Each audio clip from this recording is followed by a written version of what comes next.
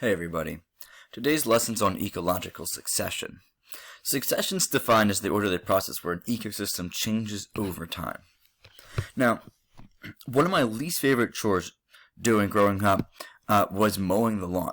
Right? I always hated cutting the grass.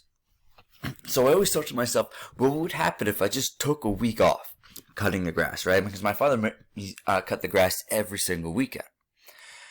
So if you could imagine not cutting the grass for just one weekend, right? Nothing really happens, right?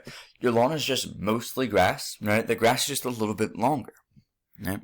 And then if you take 2 weekends off, so you don't cut your grass 2 weekends in a row, right?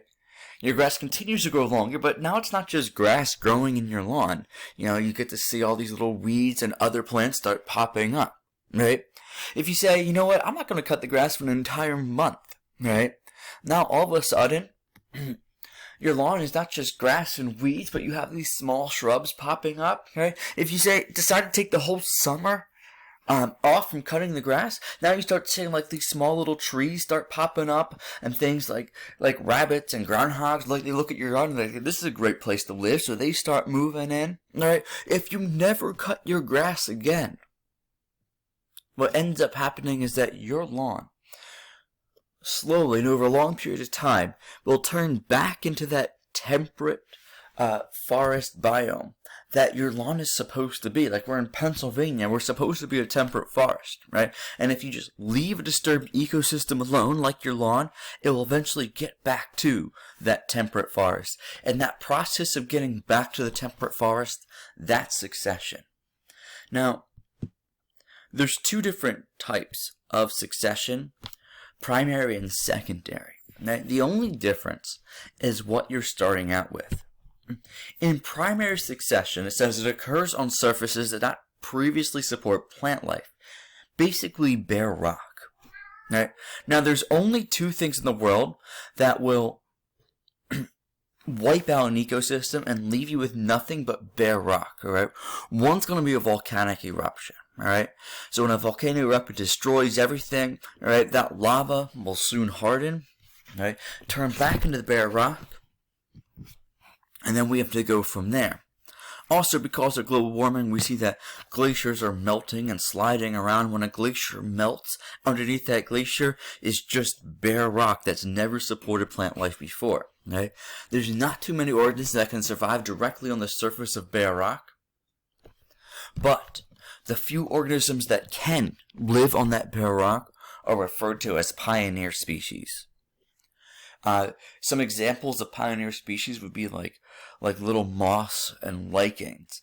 And they're responsible for breaking down that rock and building a very, very thin layer of soil to kick off the process of succession. Secondary succession is the second type of succession. In here, right, you have some type of disturbance that wiped out all plant life but left the soil intact. Right? So there's a couple of events that can cause secondary succession to begin. Right?